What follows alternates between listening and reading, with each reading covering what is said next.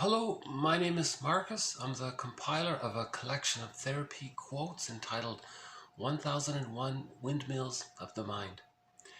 This is TQ 1118 to 1129. Therapy quote number 1118. Peer Gynt is a dreamer who, quote, wasn't always sure whether his dreams were reality or life itself a dream, unquote. He was diverted from his search for identity, becoming first an idler and later a fortune teller and an unscrupulous egotist.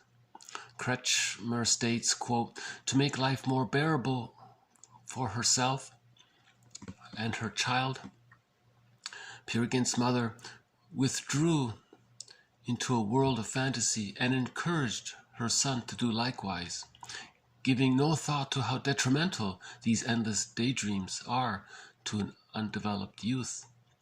He was, in effect, trained to become an inveterate liar, quote, unquote. The importance Kretschmer places on the fact that Peer Gynt's mother, to put it bluntly, sought a substitute for her lost husband in the satisfaction that all kinds of fantasies provided, allow Peer to share in them. Eckart states, quote, his mother doesn't merely love Peer Gynt, she is in love with him, unquote. The correctness of his opinion, which is completely supported by Ibsen in the unused first version of the drama, the mother states, quote, Peer, you are the only one left. You should improve your poor mother's wretched fate by overseeing house and grounds. Be my support, my stay, in place of husband, unquote.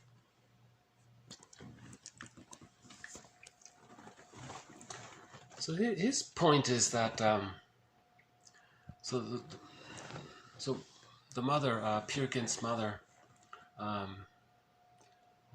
was alone and just had the son, and she,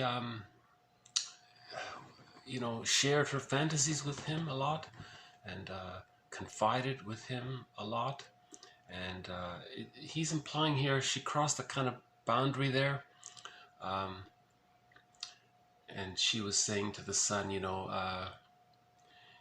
the only one. I only have you. You have to, poor me, take care of me, and then she would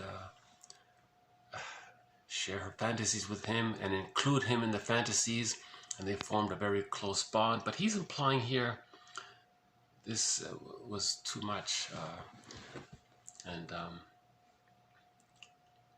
so what he's saying here is the mother didn't just parentify the child, she partnerified the child. She made her son as a kind of surrogate partner for her in a way.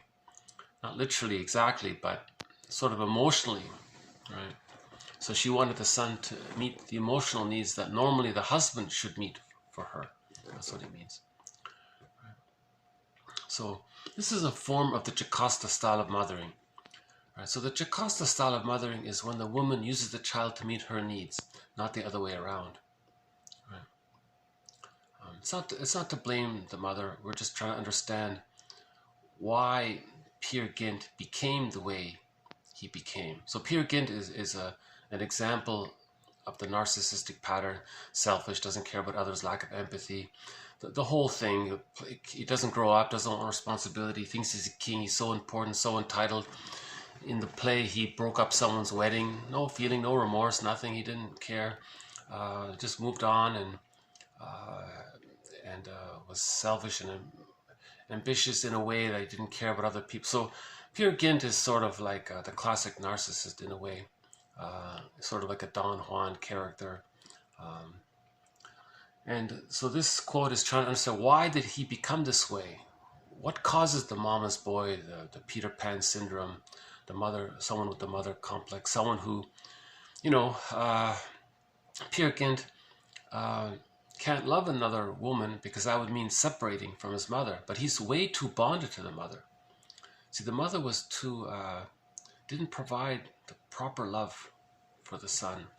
So that means the son was rejected. His needs, he got rejected. Right? Now, the more rejecting the mother is, the more the baby needs the mother, the more the baby clings to the mother. Right? So that's a narcissistic pattern there. So Peer Gynt, he grows up, you see, the Peer Gynt needs enough love, proper love, to be able to leave the mother to then love another woman, but he never got that. So he's stuck there and he's angry at women. That's why he doesn't care about other women. You know, it reminds me of that book recommendation. Another Golden Windmill of the Mind Award was issued to that series of comics called Psychoanalysis. And there's a character in that comic book collection, and he was like that. And it explained why he was, why he had a negative opinion towards women. Because when he was a child, the mother had a negative opinion towards him in the sense that she didn't respect him as a little person in his own right. She objectified him and wanted him to meet her needs. So he identified with the aggressor and then did to others what his mother did to him, kind of thing. So, and then again, we're not blaming the mother, we're just trying to understand. We have to start somewhere. So why does his mother do that? So we have to think about what trauma did she experience that got her caught up in some kind of repetition compulsion, right? Because if the mother didn't get her needs met, she's going to try to master that trauma through ablated mastery by trying to recreate, reenact, repeat her childhood scene with someone else to try to master the trauma of her childhood. Burglar would say what she's doing is she's trying to communicate that when she was a child, she didn't get her needs met. So if Peer Gynt's mother is getting all this comfort from the son, she's trying to say to her own mother in her mind, look, mother, in my mind, this is what I wanted you to give me, what I've provoked my son to give me. So she's still in battle with her mother. So we have to understand the mind of the Jocasta mother, or we have to understand the mother who adopts the Jocasta style of mothering. Why does she adopt the Jocasta style of mothering? Right? So Burglar says she's trying to communicate to her own mother in her mind, right, around the kind of attention and mirroring and support that she wanted. So she coaxes her son to give her the support. She's trying to tell her mother, look, mother, in my mind, look, mother, in my memories, you see the attention I'm getting from my son? This is what I'm demonstrating to you. This is what I wanted from you. So she's trying to communicate with her mother. The mother's trying to communicate with her mother through the son as a prop, let's say. That's the power of the unconscious. That's the power of the pain of the baby not getting enough love. She may feel compelled to use the other as a tool, let's say, to communicate to her in her battle with her mother. So we have to understand this issue of the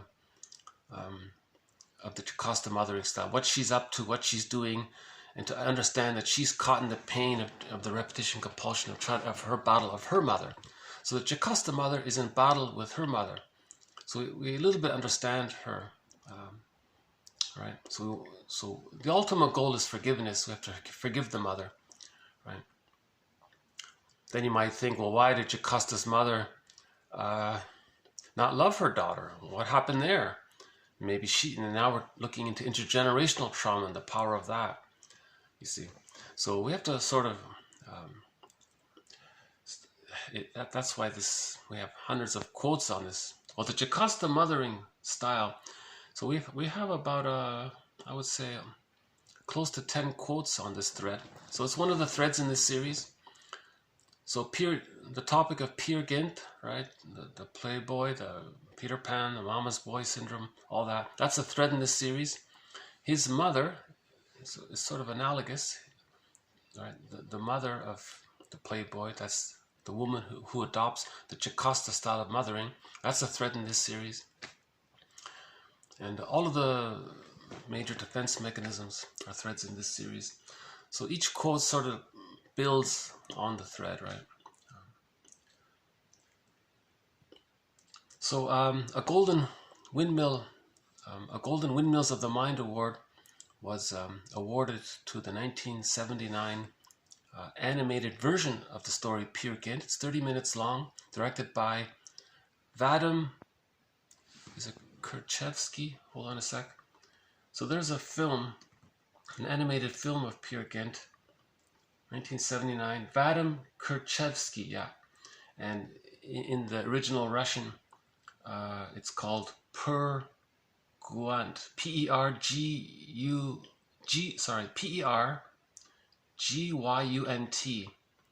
And of course there are English subtitles. That's the best film version of Peer Gynt that I've come across. I haven't seen them all, but that in 30 minutes you really get a good idea of that story. So that has won a Golden Windmills of the Mind award. The comic book Psychoanalysis, the complete series. There were four issues of it, 4 little booklets, comic booklets. So the complete series that has a Golden Windmill of the Mind award.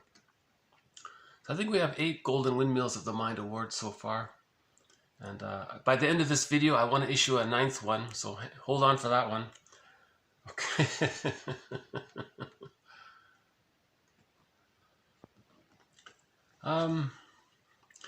You know, it's huge in Europe, this story, you know, this Peer Gynt story. Apparently there's a park in Norway named the Peer Gynt Park. And there's an annual festival and a play around this story.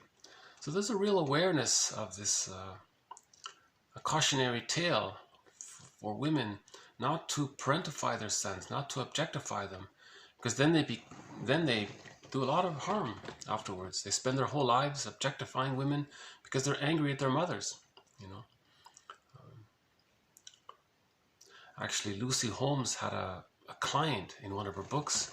She said that she felt like that the mother made her like that as a part of her battle with her mother. She recruited her, you know, like, see. So this story helps illuminate the detrimental effects of what happens to a son if the mother is too emotionally intimate with the children. If she treats the child like as if she's the boyfriend, she's got to have that boundaries there. The son is, the mothers are there to meet the needs of the child. Let him grow up, and then he feels enough love to psychologically separate from her, and then he can form his own family. He can't stay psychologically married to his mother his whole life. That's the mama boy syndrome, the mama complex, right? So the mama complex is the byproduct of the Jocasta complex, or being exposed to the Jocasta complex, or it's a symptom of the Jocasta complex, put it that way. So the mother complex is a symptom of the Jocasta complex. So we can't just always blame the narcissists, the Don Juans. We have to understand the Don Juans. Where did that come from? And then we learn about the woman with the Jocasta mothering style. Now we have to, that's another thread. We have to understand her. What's her existential dilemma? The repetition compulsion. We have to look at the repetition compulsion that she's under. What trauma is she trying to master? What are her circumstances that led her to adopt this parenting style? What battle is she in with her mother? You know, we have to understand these kinds of things if we're going to have a felt sense of an overall sense of forgiving ourselves and our parents and people and so on. Okay, speaking of the Jocasta complex, 1119.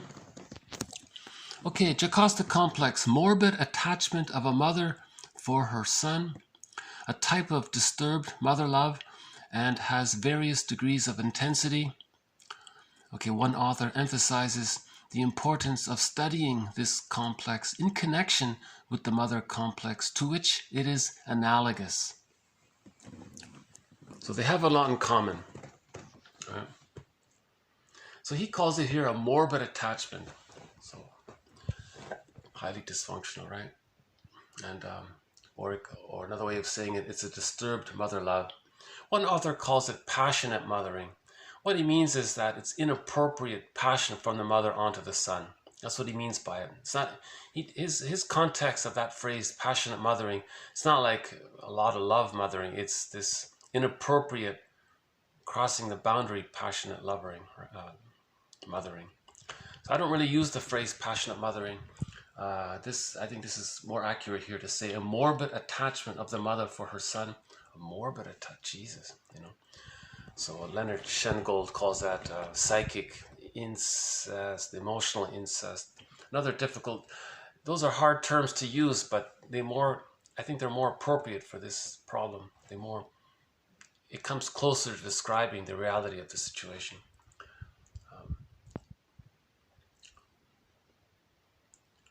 So, you know, the Peer Gynt, he's always running away. He's always in flight. Peter Pan is always in flight. He's running away from his mother unconsciously, even though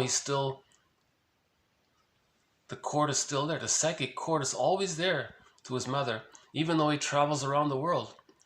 You know, one author said he can be in another continent and he can feel if his mother is ill. He feels a little uncomfortable. Then he calls the mother. Are you okay?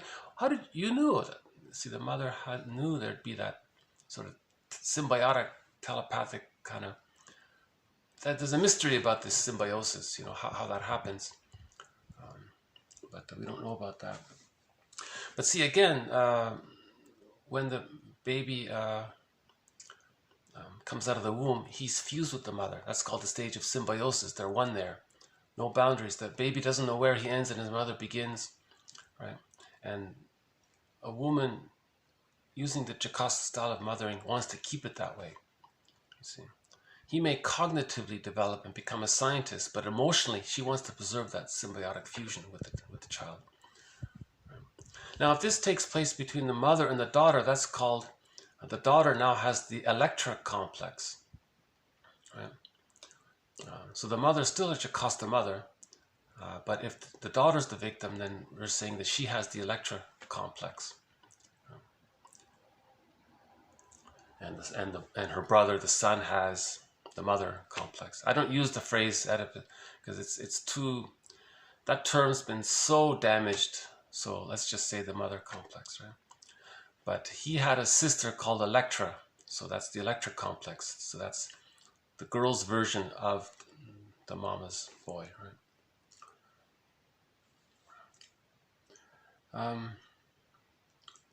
Okay. The next one here. The making conscious of the unconscious has to take place not directly, but by the elimination of the resistances. That is, the client must first find out what he defends himself. The client must first find out that he defends himself, then by what means, and finally against what. So this is a follow-up to the rule of thumb. We acknowledge that a person is using a defense mechanism. We acknowledge that you're using this defense mechanism. Then we look at why. Don't just jump to the why. First acknowledge, because that's a part of a person. So we often use that phrase, you know, a part of you is doing this, but another part of you feels this. So a part of you is using this defense mechanism because another part of you doesn't want to feel such and such, right? That kind of thing. So the phrase is ego before id. So ego is the part of the mind that it uses the defense mechanism. Now the id is all of those unknown, frightening feelings that we denied in childhood, right? That kind of thing. So that's just another follow-up to the idea of respecting the defense mechanism, and it's a part of a person. They need their defense mechanism because it deals with immense anxiety. All defense mechanisms are used to deal with anxiety. So we have to first admit that we're using a defense mechanism. That's tough in of itself. Right? That in of itself is difficult enough to admit that we're using a defense mechanism. Is emotional eating a defense mechanism? Really? I'm just what's wrong with that? I have some cookies. Are you physically hungry? No. Oh, why are you eating it? So there must be some unconscious anxiety. I see. So you first have to make that link between the defense mechanism, okay, and that it's being used to deal with some unknown anxiety. So you acknowledge both sides of it. For example, quote, "That's the outer shell of your personality. It serves as a compensation for your feeling of X. From childhood on, this outer shell, which you call the mathematician, has served to cover up your feeling of whatever it is."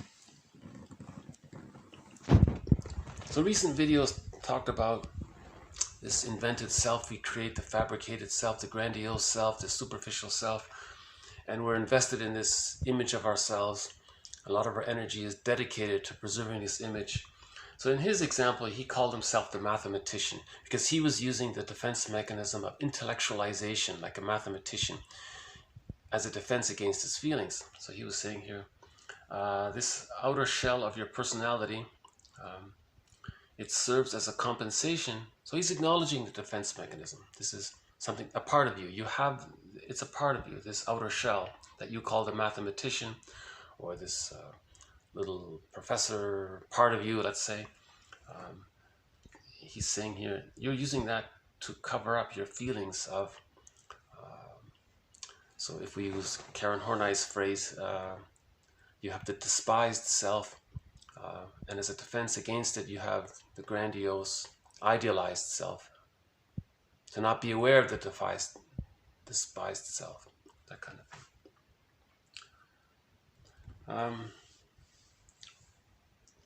Okay, a follow-up to that previous one about ego before id. No interpretation of meaning is to be offered when a resistance interpretation is needed.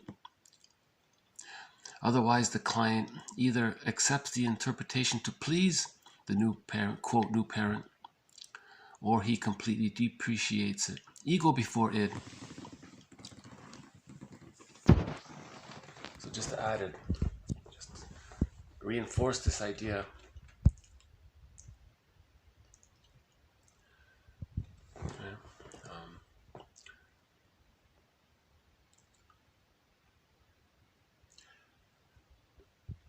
I'm trying to think of an example. So you notice a person has a habit of doing something. Maybe just notice that first. Did you notice you have this habit of doing something? That's the defense mechanism. Really? What am I doing? Oh, you're doing such and such. Oh, okay, I get it now. Yeah, I guess you're right, I am doing that. What's inside that? What's underneath it? Why? And then maybe you can look at why he's doing it. I think Paul Gray gives the example about that. One client had this habit of whenever something emotional came up, he would quickly talk about the weather or change the topic to something, but frivolous or something. And the client and the therapist would say, I notice that when you're talking about something that's important to you, there's this moment when you suddenly change the topic and start talking about the weather or something, or sports or something. And he goes, oh yeah, that's right, I guess I do that. You're right. Yeah, you noticed that. I think there was at that moment when I do that, I feel some stress and anxiety. Aha. So now you identified that little key moment when the anxiety reached it, when the anxiety was overwhelming. And then that's why he, as a defense mechanism, started talking about the weather. Putting your focus on the outside. Putting your attention on others is a defense mechanism against putting your attention on yourself.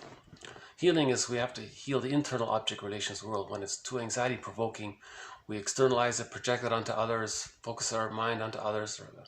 So too much outer focus is a defense against inner work, right? So just that little, it sounds kind of simple and obvious, but just that little feedback is helpful to notice the defense mechanism. And then that opens the door to looking at why that defense mechanism was used, because we want to return it to the self. Masterson has a thing called mirroring interpretation of narcissistic vulnerability. You might say, so painful for you to focus on yourself. So what you do to soothe yourself is focus on others. Oh, I'm focusing on others as a defense against focusing on myself. Something like that. So in other words, a part of a person is using the mind, the ego is using a defense mechanism. Another part of the person is the feeling self.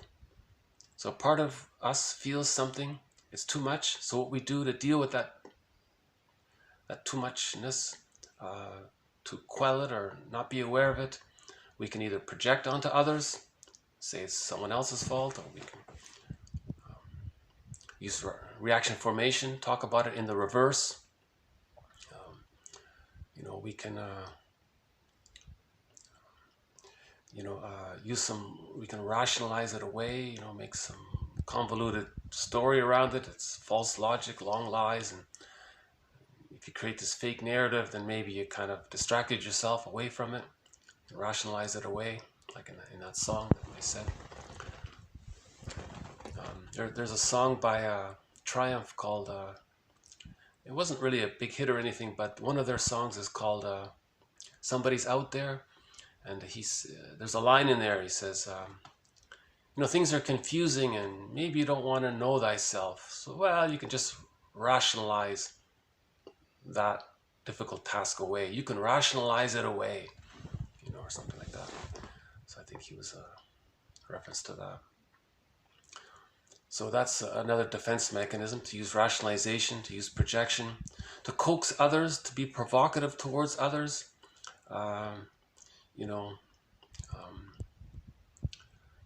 That's also a defense mechanism. Okay, the next one is sort of a good reminder.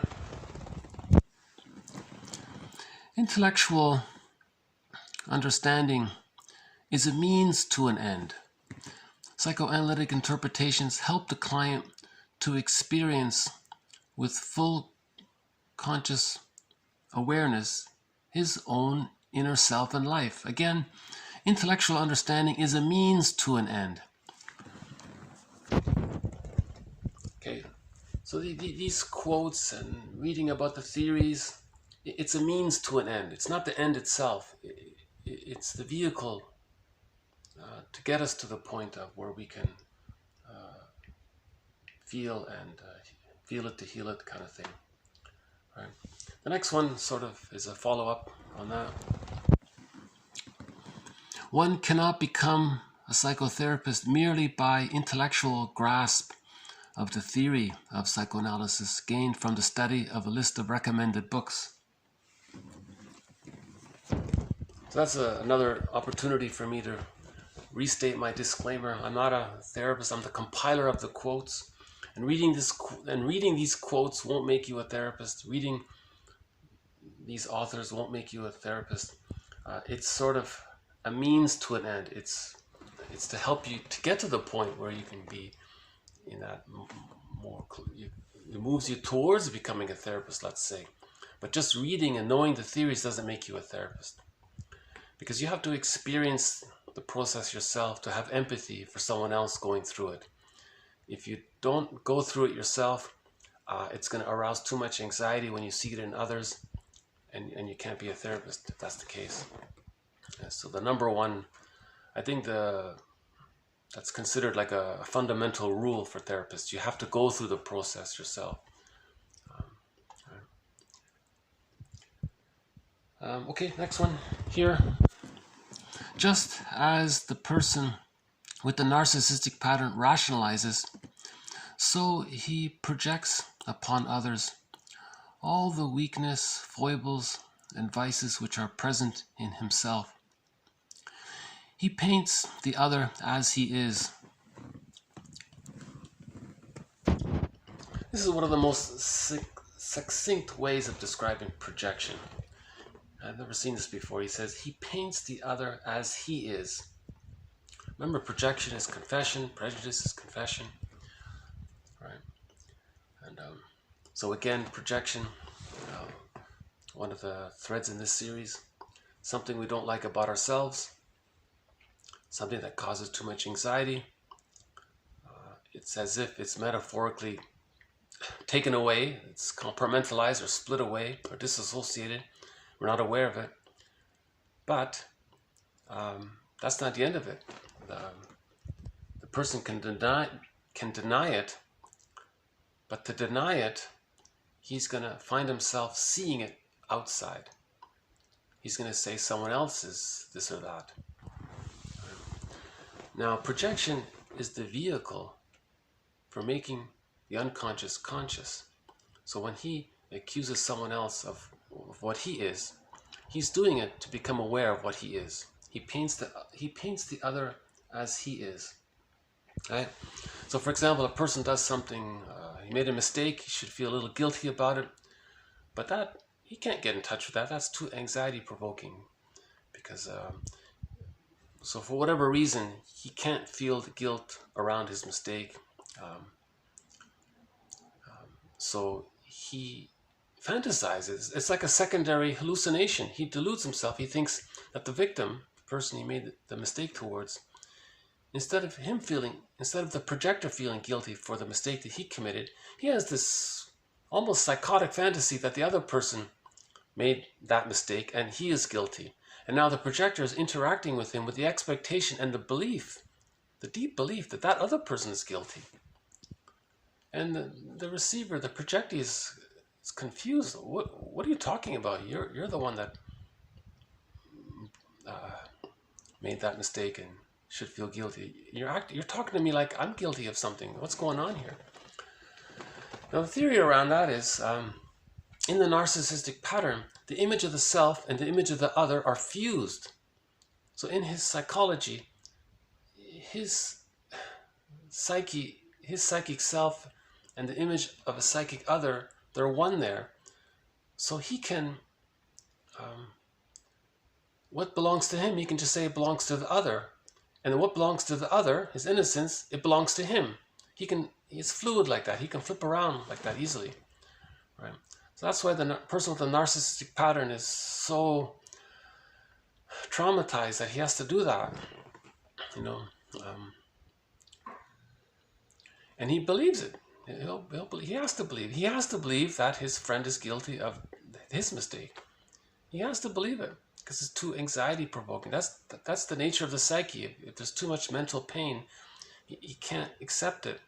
He has to say it's outward. Now, if he thinks it's outward, it's externalized, there's this fantasy that it's not his, because it's him. It's his. It's not his. It's the other person's, right? So that's how projection works, basically. And then he'll use rationalizations. He'll create false logic. He'll invent some story to keep it outside of him. And he'll cherry pick and find some reasons. Now, if the other person does have some little tiny trait of what he's being accused of, that helps him immensely. So that leads to the next example. So one common form of projection is called mote beam projection. Mote beam projection. The person is exaggeratedly aware of the presence of an undesirable trait in another, although oblivious to its presence in himself. Projection of one's characteristics into others is a compulsively motivated falsification. Even more important in social psychology is the false interpretation of characteristics of others through failure to recognize the same traits in ourselves. So usually we say projection is either a direct projection, the other person is completely unaware of why he's being thought in that way. But often, every person, often what happens is, if you look carefully, you can find some little speck of evidence that he has that trait. Now, it's not applicable. Everybody has everything, so maybe to some degree. So he says, and if you can't find some evidence of the other person having the trait that you don't want to admit that you have, you can coax the person. You can push their buttons, be passive aggressive, use your body language, or keep silent, or don't follow through, or be inefficient, or be passive aggressive, or you can, and then you can say, aha, that person has the trait that he doesn't want to admit in himself. Now that's called the projection hook. Now the projector hangs his coat on the hook and says that the other person has all of what he's denying. So that coat metaphor is interesting. That coat metaphor is interesting because it's like the shadow. He's projecting his coat onto the other person. That's called mote beam projection. Right? And then one author, we have a quote earlier about that. He says, the secondary delusion of that is similar. He wanted to convey how unfair that is by comparing it to someone trying to buy a car, and the buyer sees some dust on the door, and suddenly he thinks that whole car is no good because of some dust on the door.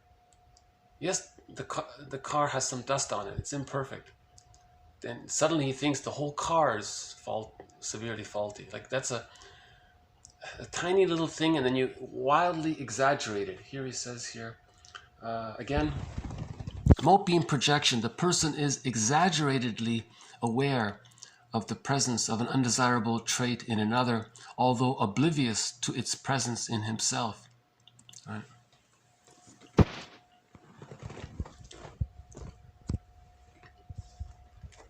A major thread in this series, projection, either direct projection or mote beam projection, and projective identification, coaxing others to demonstrate that trait. You're trying to create the chance to use mote beam projection, because sometimes direct projection, he needs something to hang his coat on. He wants to create that hook, that kind of thing.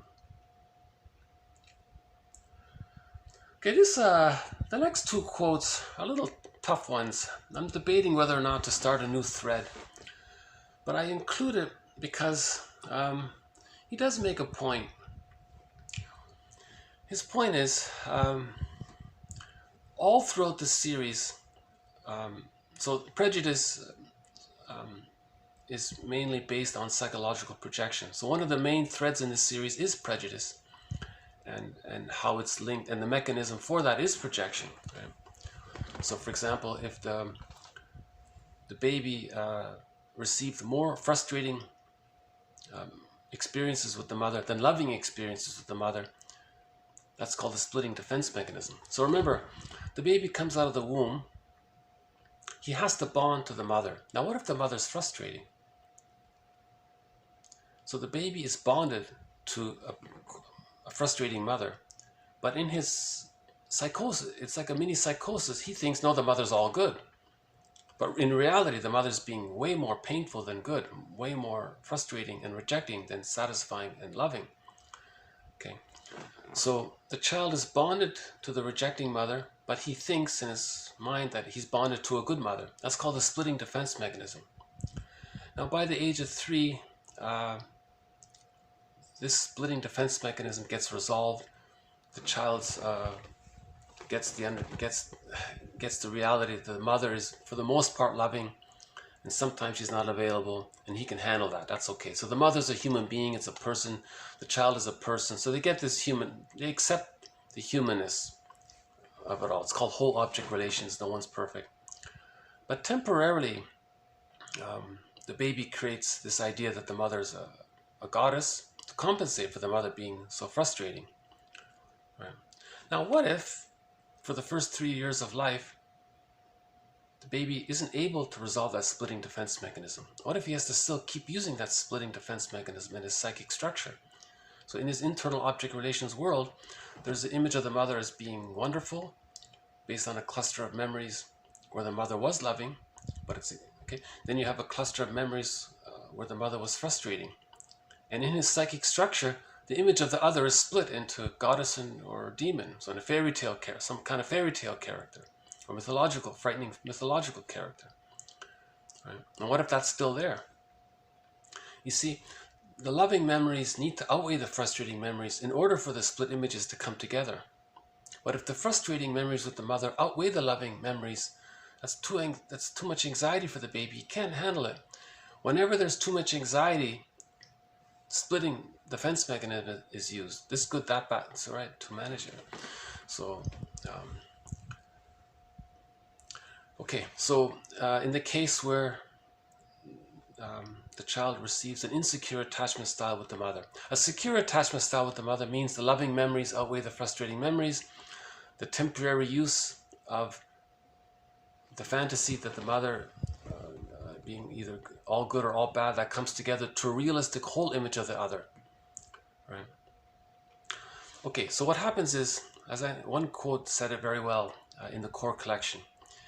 They said, if I can remember correctly, the baby must bond to the mother. Right? He has no choice. He has to turn to the mother. If the mother is, quote, bad, he has to bond to the bad mother, but think that the mother's good in order to do so. Because if the child gets that he's bonding to a bad mother, he can't bond, but he must bond. For his survival, the child must bond. Life force is object seeking. The baby comes out of the womb, he can't run away, look for another mother. He can't protect himself from a frightening mother. He can't speak. He has no motor skills. He's helpless and dependent and needy. He has to bond to the mother. So what he does is he just thinks, he creates the splitting defense mechanism. And he rejects that the mother is bad, but he's bonded to the bad mother, and he thinks he's bonded to the good mother. Again, this gets resolved by the 83, but if it doesn't, oh yeah, so it's as if in the child's, Solani explains it in his book, David Solani, very good book, called Fairbairn's Object Relations Theory. He explains it well in that book. The baby thinks it's as if there are two people. So when the mother's loving, that's great. When the mother's frustrating, in his hallucination, he thinks that's another person. That's not his mother. The baby thinks, well, the theory is the baby thinks that when his mother's being frustrating, that's not his mother. That's like a psychosis, a delusion, right? So the baby's ingenious to trick himself, to preserve the bond. The baby has to preserve the bond to the mother. So he has to think that the mother is good. Right? Now, if that psychic structure is still there, when they grow up, they're always projecting that frightening image of the mother onto others because it's too painful. There's too much mental pain, psychic pain to always have that splitting defense mechanism. So they're always looking for excuses to say someone else is bad or someone else is wrong or frightening or threatening or damaging or, okay, someone called it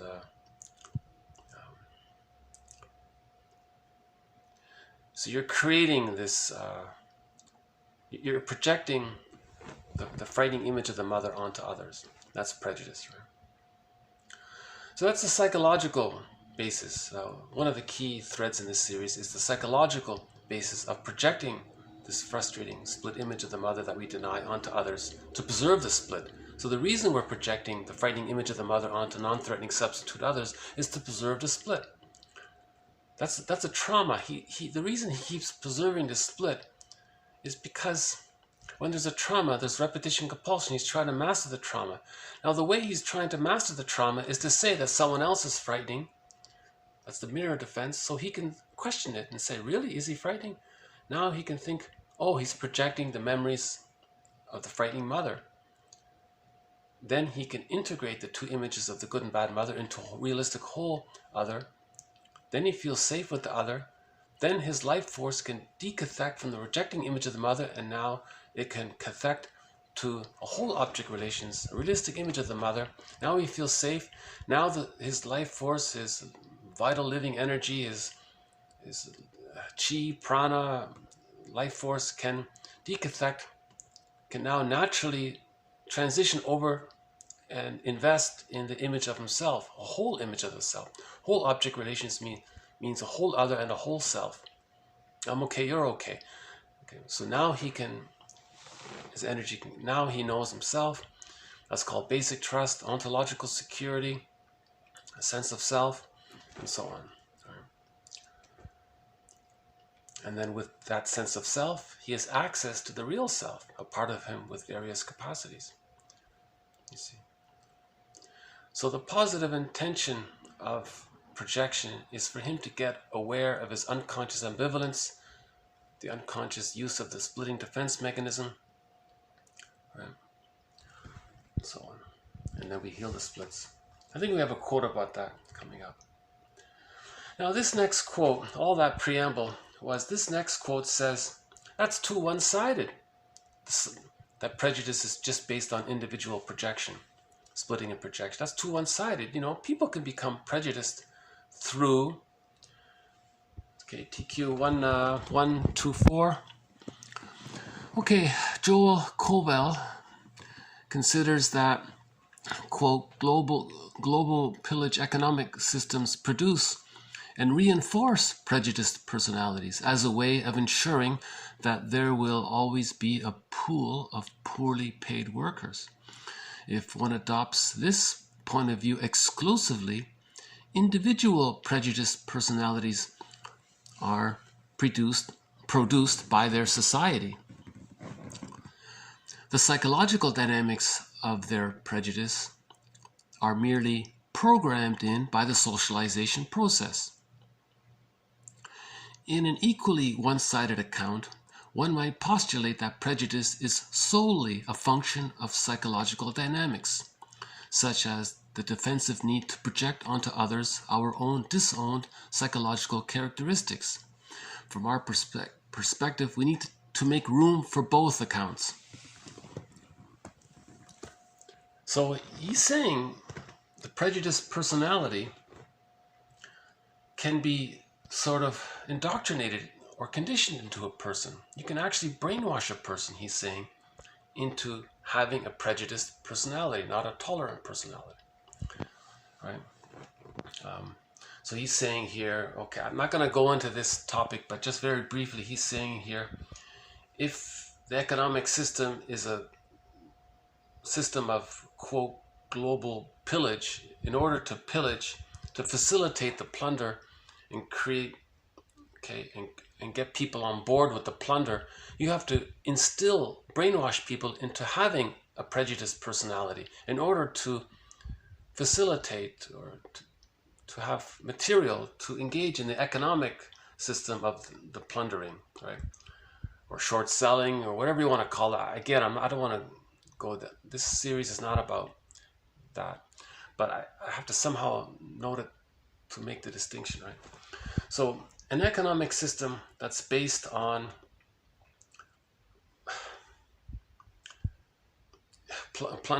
exploiting, plundering, all that, right? Global pillage instead of global village, that's what he meant, right? See, the global village, that's the tolerant personality. But to have the global pillage, you need a prejudiced personality. So how do we create a prejudiced personality? He's saying you got to create a curriculum, you got to, all the books, the publisher of these books, you have to cherry pick, you have to condition people, brainwash people, that, those with a shade of beige tone of skin are the good, and those with a brown shade of tone of skin, okay, they're going to make, so you're brainwashing people. You're trying to sell, convince, rationalize, trick, fool, deceive people that there's such a thing as an us and a them, and the them is the frightening image of the rejecting mother. You see, so you're trying to facilitate the splitting defense mechanism. Now, interestingly enough, a child may not have that. He may, by the age of 3, with the psychological birth, he has the tolerant personality. He has whole object relations. And then he goes to school in kindergarten, and from grade 4, and then at the age of 4, and for the next, 20 years or whatever it is, everything that he's exposed to, the whole curriculum, the whole cherry picking of the curriculum, it's all designed to instill in the child an us versus them, right? And then and then religion does the same thing. It's an extension of that. Teach people us versus them, right? Or promote the splitting defense mechanism. Again, the splitting defense mechanism, that's the paranoid schizoid position by Melanie Klein. Okay, the splitting is needed for the projection. So if you want to get the projection, you got to create the splitting. To create the splitting, you can condition people with this mentality of, see, look, this invention was by a person with a shade of beige tone of skin. And look at the, you see, that's, then you're blaming the victim. You see, look, they're the victim of the system of plunder, and then you don't look at the cause of the plunder. So that's part of the brainwashing process. So he's saying here the prejudiced personality is created for an economic system that's based on the plunder system, or short selling, or so whatever you want to call it, or there's a lot of material to explain that. I'm not going to attempt to go there. But this series, I'm inclined, I think in the future there will be a new thread on the psychology of religion.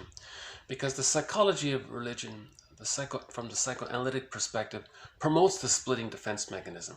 See, it feeds into the economics. You know, someone said the religion and the plunder are part of the same, two branches of the same tree. It's part of the same. You see, so the plunder system needs the religion, to use the religion to create the splitting, to create the projection, to fuel the plunder system, you see. So there may be a thread on the psychology of religion to clarify how it's promoting the splitting defense mechanism. My God good, your God no good. You see, it's creating that. You see, long ago, so we'll have a quote from Aase in the future. He makes this point that long ago, the rituals that people had, the spirituality that people had, you know, it's to celebrate life or to deal with anxiety, song, dance, ritual storytelling, reenacting, you know, it was all fairly benign. But once the economic system of plunder sort of, so how do we convert this benign spirituality practices? How do we convert it into religion?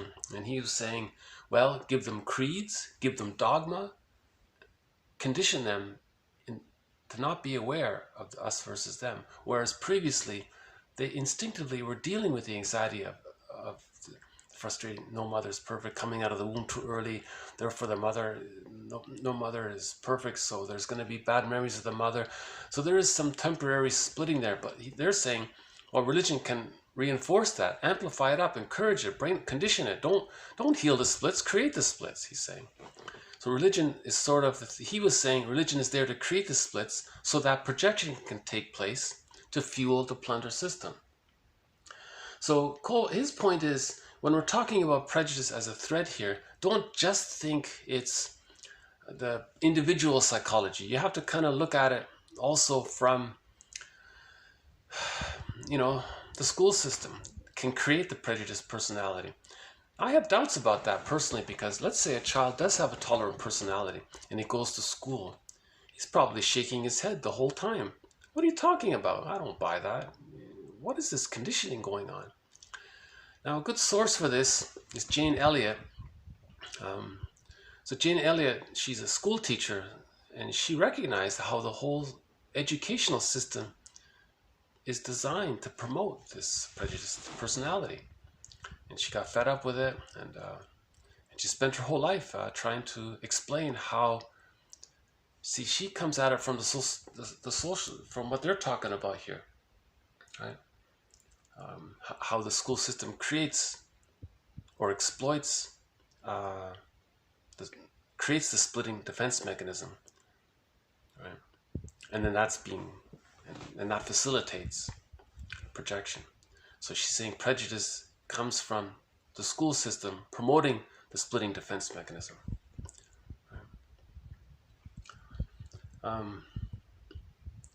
Yeah, Jane Elliott often wears a sweatshirt. She has a quote on it. She says, "Prejudice is an emotional commitment to ignorance." Right? So the ignorance of what? The ignorance of the use of the splitting defense mechanism. And she recommends books to read, how a lot of inventions came from Africa and Asia, and to correct the history. See, part of the brainwashing is to rewrite history, so kids grow up thinking. You see. So, anyways, I'll leave it at that. Actually, this next quote is sort of a follow-up to this. Okay, 1125. Some researchers stress the ubiquity of the prejudiced personality's search for self-esteem by exacting deference from victims. Others stress active splitting and projection. But many prejudiced personalities do not need to actively split their object world or to split their bad self-conceptions onto their targets. The object world may already be satisfactorily split for them once they assimilate prejudicial lore. He's saying it's possible. You can take a child with a psychologically tolerant personality and then he can assimilate prejudicial lore, because everything he learns, if he wants to graduate, Jane Elliott says that if you graduate high school, you've been brainwashed, you've been conditioned. You got a degree in prejudicial lore, she says. You got an A in prejudicial lore. That's an interesting quote. So I recommend Jane Elliott's videos. In an interview, someone asked her about this. She said, well, you're trained to become prejudiced. If you graduate from high school, you're prejudiced, she says. There are exceptions, but by and large. And she explains all that. So this is sort of a follow-up to that.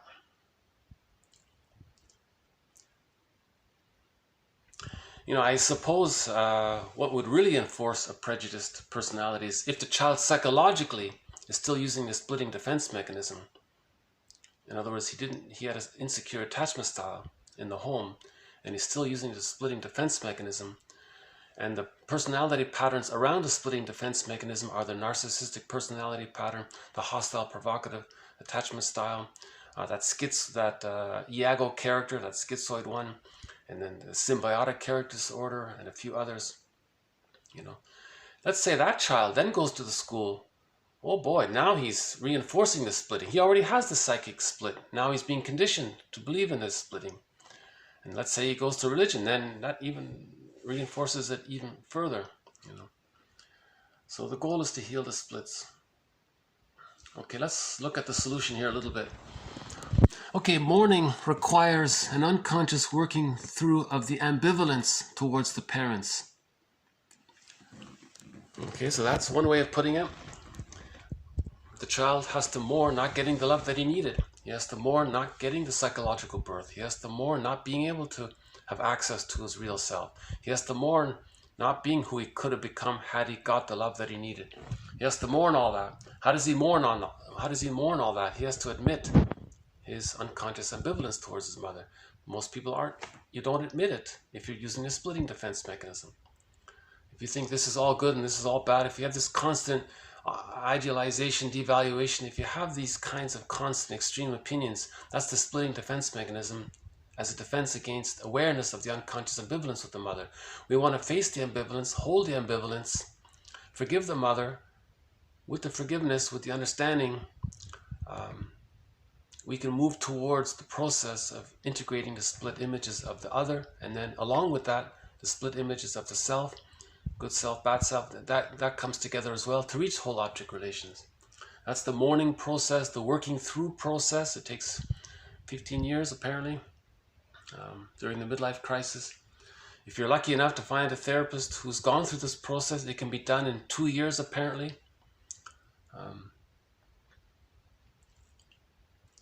So the suggestion was made on behalf of 1001 Windmills of the Mind on Mother's Day. That's the day when mothers, tell the truth, tell what happened. What was the feeding like? Did the mother maybe not offer a secure attachment style? Talk about what happened. Were there accidents early on? Explain why their child may have some kind of trauma or PTSD. and their role in it. It's upsetting, but the truth will upset us free. Now, many mothers don't want to do that because that means the child is going to move towards separating from her. But that's the moral revolution, for her to offer that care, you know. And father's on the same thing. Now, the overall model to help us in the mourning process. Object relations theory looks at the nature and origin of intrapsychic structures deriving from past internalized relations with others, observed in the context of present interpersonal relations. So the overriding theory throughout this series is object relations theory. Our 6 mentors are Melanie Klein. She's pretty much the inventor of it, really. And then Fairbairn helped as well a lot with his endopsychic structure model. So Melanie Klein, William Fairbairn, Margaret Mahler about the separation individuation process and the psychological birth. Okay, symbiosis, differentiation, practicing, rapprochement, whole object relations, psychological birth. Right? There's a difference between biological birth and psychological birth. So Margaret Mahler. Okay, now Masterson brings it all together, called the Masterson approach. One of his books already has a Golden Windmills of the Mind Award. It's called The Search for the Real Self. The work of Karen Horney and the work of Edmund Bergler. These are our 6 mentors in this series. And Robert Bly makes an occasional guest appearance as well. So object relations theory helps us to understand this. But again, this is just a means to an end, right?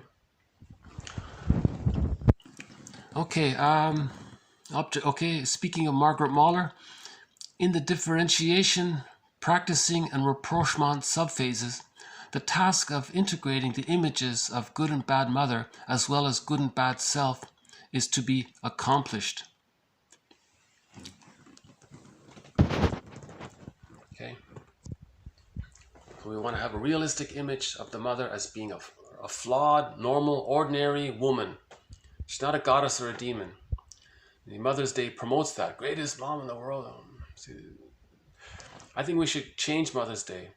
Mother's Day is not the day where we put her on the pedestal. Mother's Day is the day when she does some work and apologizes and confesses to her adult children, by the way, adult children, about this.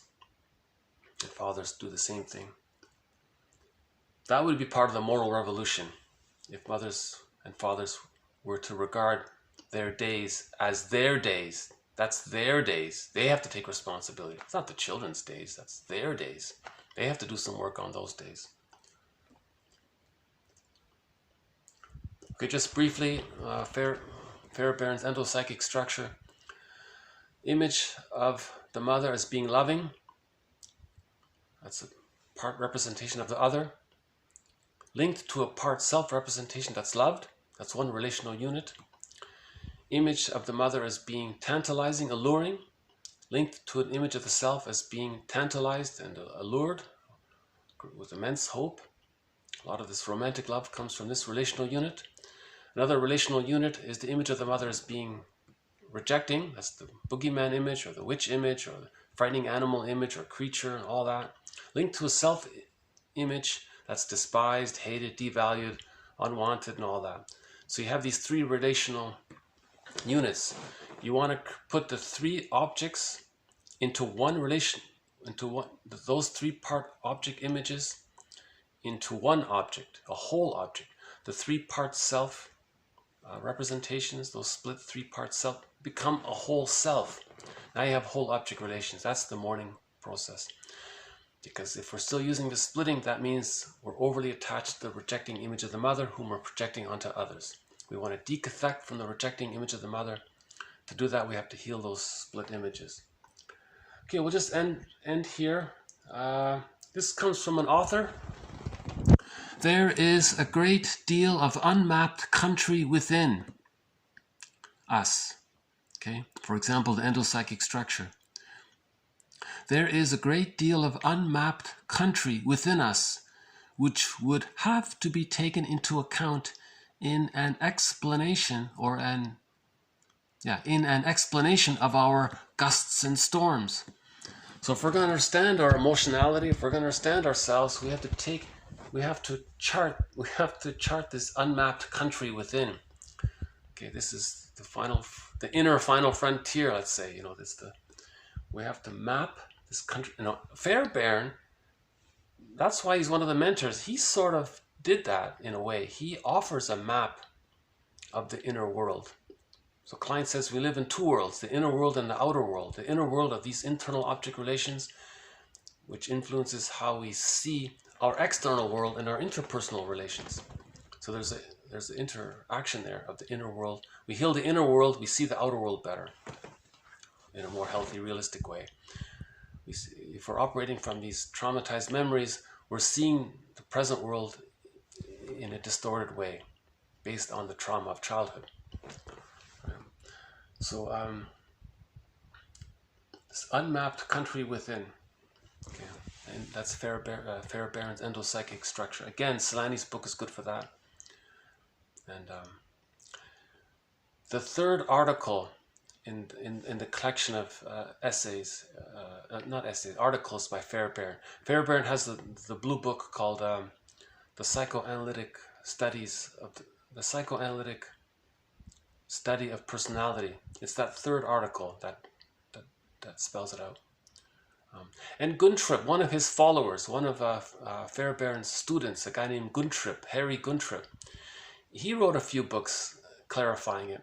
So Guntrip and Celani did a great job, and Masterson, of course, did a very good job to clarify. Masterson is the easiest to follow, I think.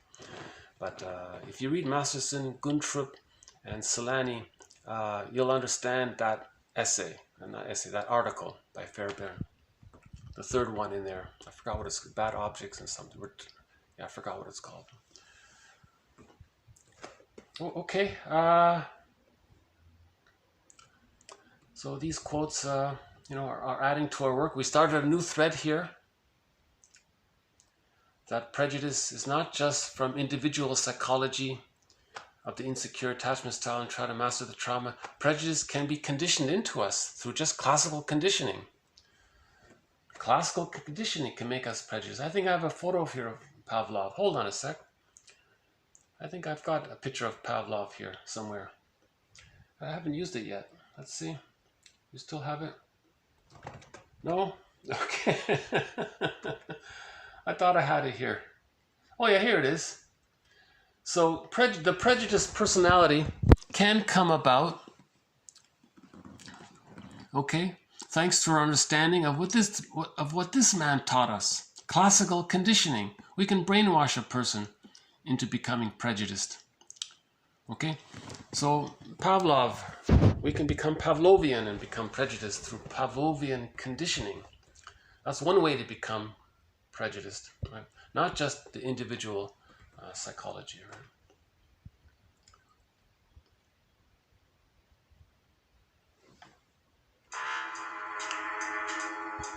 Okay, so thank you very much. This has been TQ 1118 to 1129. Got a little bit more about Peer Gynt, the Mama Boy Syndrome. Probably one of the best theatrical demonstrations of this Mama Boy Peter Pan Syndrome complex. It's much better than the Peter Pan story, or it's even better than the Don Juan story. I think the Peer Gynt really captures it. The Peer Gynt story, Ibsen captures some of the psychology of it more. So it probably is the best portrayal in literature of the narcissistic pattern, right? Or one form the narcissistic pattern can take, the Peer Gynt, right? Okay, one more quote about the Jocasta style of mothering. Okay, ego before id, analyze the defense mechanisms. We have Paul Gray's book. That's a very good book, by the way. Paul Gray, a book called The Ego and Its Defenses. You notice when the defense mechanism is being used. Point that out, and then you look at the content of why it's being used. That's called ego before id, defense before content. Intellectual understanding is just a means to an end. All these quotes, it's just a means to an end. Right? One cannot become a therapist just by reading these books or reading these quotes. Okay, as I already mentioned, there are two ways to develop the prejudiced personality. One for the economic goal of an economic system that says if we plunder, in order to plunder, we need poorly paid workers. To create poorly paid workers, we need people to develop a prejudiced personality. So the poorly paid workers can believe the lie. So they even believe the Pavlovian conditioning that they're not good, that they're only good for... Okay, again, I'm not going there, but... And this point Jane Elliott makes, it's valid, it's very valid. It's very valid what she's saying. I just watched a documentary the other day, actually just that was meant to try to correct some of the misconceptions. But in the process of doing it, they were reinforcing the manner they were doing it was reinforcing the prejudiced personality. Although superficially they were trying to say, we want to correct, we want to heal, we want to correct. But they weren't. They were reinforcing it through the way they were cherry picking, the way they were highlighting certain things and discounting certain other things, the way they were glorifying one way and then subliminally suggesting things in the other way. So they were actually part of that brainwashing campaign. I'm very disappointed. I don't I'm not going to even bother mentioning the documentary. So there's a documentary that recently came out that claimed to offer a step towards healing, a step towards the shift from the prejudiced personality to the tolerant personality, right? In terms of sociology, that'd be the step towards the global plunder economic system to the global village economic system. Right? It claimed that, but I think maybe the guy didn't mean it, but maybe he's not aware of himself. Maybe he wasn't analyzed himself. See, if he wasn't analyzed himself, that's why that happened, right? So Jane Elliott, I highly recommend her videos there. She's famous for that exercise, right? The empathy exercise with her students. She was on Oprah, you know, so she did a great job of moving toward healing the splits, right? That we're all people and we're all caught in our existential dilemmas, and you have to be taught otherwise, right? Either by your mother or by the system or by the religion. You're taught otherwise to fuel an economic system. But why do we have that economic system? See, now a chicken and egg question, you see. So again, I'm not...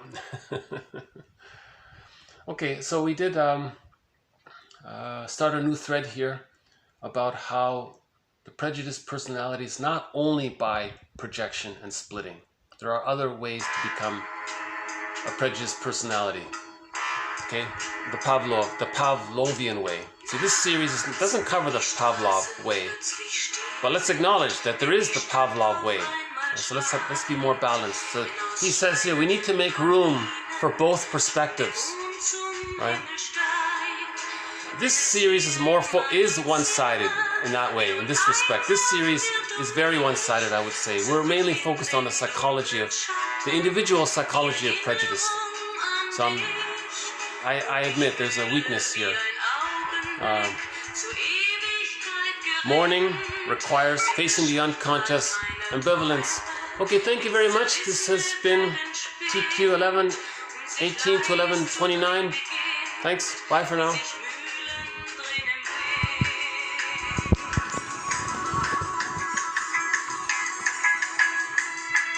es kreisen die Gedanken.